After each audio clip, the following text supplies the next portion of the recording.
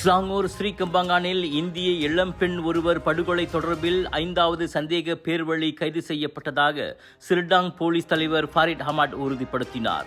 விற்பனையாளராக பணியாற்றி வந்த அந்த பெண்ணின் கைகள் கட்டப்பட்ட நிலையில் நிர்வாண கோலத்தில் ஸ்ரீகம்பாங்கானில் இறந்து கிடக்க கண்டுபிடிக்கப்பட்டார். விசாரணைக்கு உதவும் பொருட்டு இம்மாதம் 10ஆம் தேதி வரை அந்த சந்தேக பேர்வழி தடுத்து வைக்கப்பட்டுள்ளார்.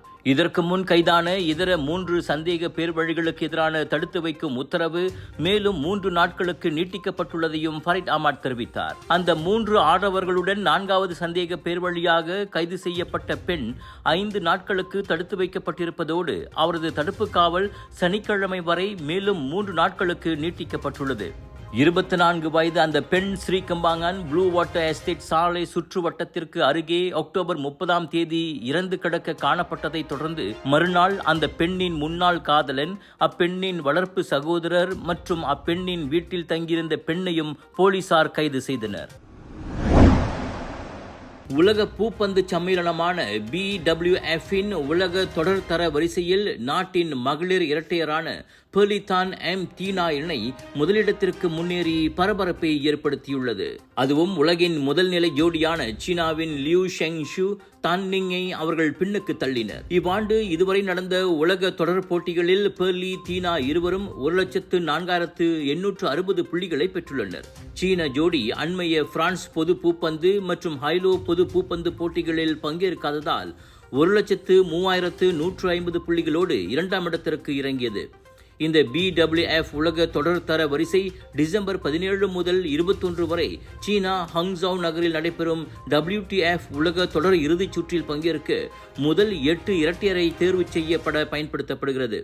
இந்நிலையில் உலகத்தர வரிசை என வரும்போது சீன ஜோடியே இன்னும் முதல் நிலையிலும் மலேசிய ஜோடி 2ஆம் இடத்திலும் நீடிக்கின்றன. என்றாலும் வரும் செவ்வாய்க்கிழமை ஜப்பானில் தொடங்கும் குமாமோட்டோ மாஸ்டர்ஸ் போட்டிக்கு முன்பாக பெர்லி, தீனா இருவருக்கும் இது புதிய உற்சாகத்தை கொடுத்துள்ளது. Dreaming of a getaway? Make it real with MH Holidays. Every booking gives you up to 30% savings, extra baggage allowance,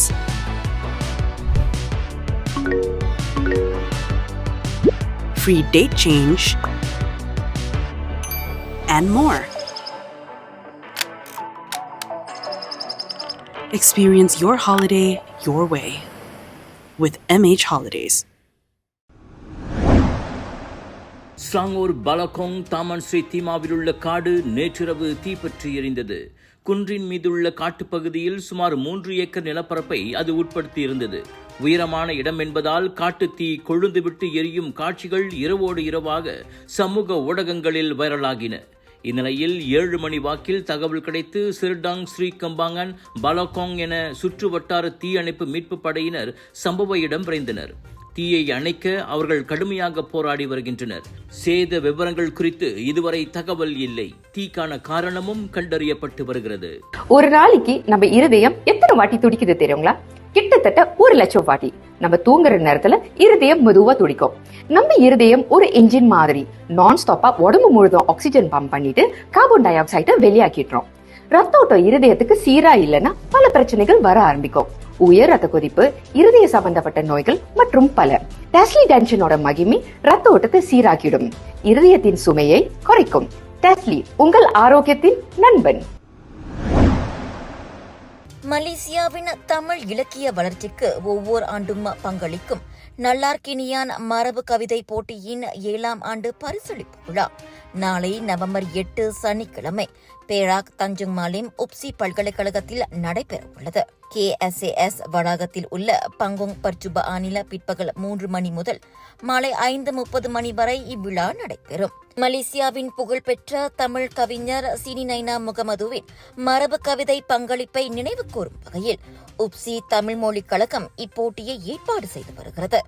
இவ்விழாவில் மாணவர்கள், இளையோர், பொதுமக்கள் என 3 பிரிவுகளில் நடத்தப்பட்ட போட்டிகளுக்கு பரிசுகள் வழங்கப்படும்.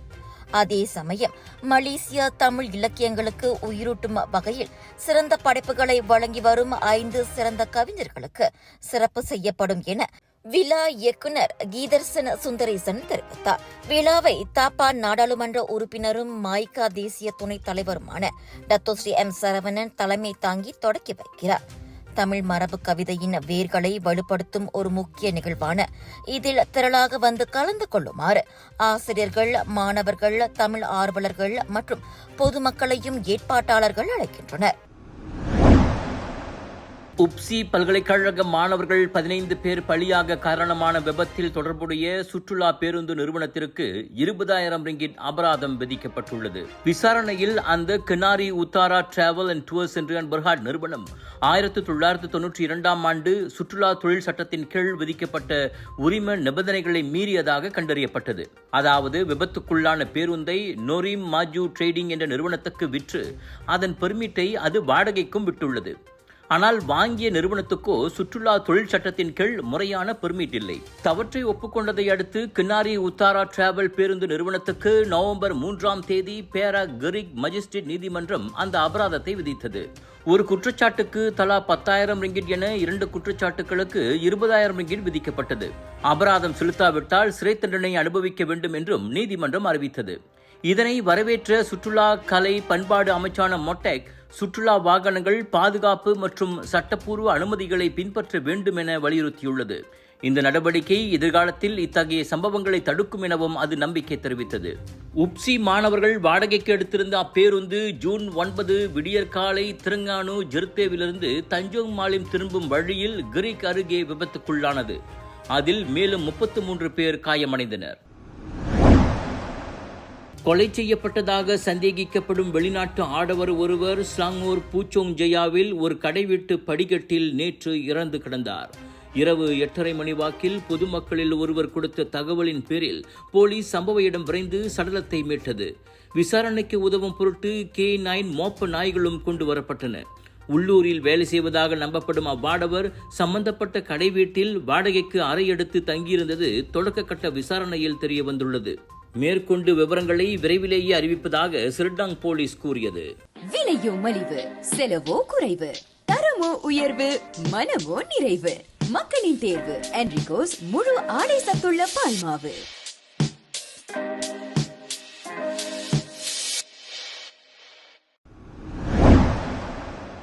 அமெரிக்க மின்சார வாகன தயாரிப்பு நிறுவனமான டெஸ்லாவின் தலைவர் ஈலான் மாஸ்கிற்கு உலக வரலாற்றில் இல்லாத அளவுக்கு $1 டிரில்லியன் சம்பளமாக பேசப்பட்டுள்ளது. நேற்றைய இயக்குனர் வாரிய கூட்டத்தில் பங்குதாரர்கள் மாஸ்கின் அப்புதிய சம்பளத்திற்கு ஒப்புதல் வழங்கினர். சுமார் 75 விழுக்காட்டு பங்குதாரர்கள் இந்த ஒப்பந்தத்தை ஆதரித்துள்ளனர். இதையடுத்து மாஸ்க் டெஸ்லாவின் சந்தை மதிப்பை தற்போதைய $1.4 டிரில்லியன் $8.5 டிரில்லியன் உயர்த்த வேண்டியுள்ளது. அதோடு ரோபோ டாக்ஸிஸ் எனப்படும் டெஸ்லாவின் 1 மில்லியன் தானியங்கி கார்கள் வணிக ரீதியாக இயங்க வேண்டும் என்ற இலக்கையும் அவர் அடைய வேண்டும் என நிபந்தனை விதிக்கப்பட்டுள்ளது. ஆனால் சில பெரிய முதலீட்டு நிறுவனங்கள், குறிப்பாக நோர்வே அரசாங்க செல்வ நிதி மற்றும் கலிபோர்னியா ஓய்வூதிய நிதி இந்த ஒப்பந்தத்திற்கு எதிராக வாக்களித்துள்ளன. இது மிகவும் அதிகப்படியான ஊதியம் என்றும் நிறுவன நிர்வாக சீர்கேடு என்றும் அவை விமர்சித்துள்ளன. ஆனால் என்ன விமர்சனங்கள் வந்தாலும் ஈலான் மாஸ்க் உண்மையிலேயே திறமைசாலிதான் என்றும் அவரில்லாமல் டெஸ்லாவே இல்லை என்றும் கூறி அவரின் இந்த உலக சாதனை சம்பளத்தை வலைத்தளங்களில் பலரும் ஆதரிக்கின்றனர்.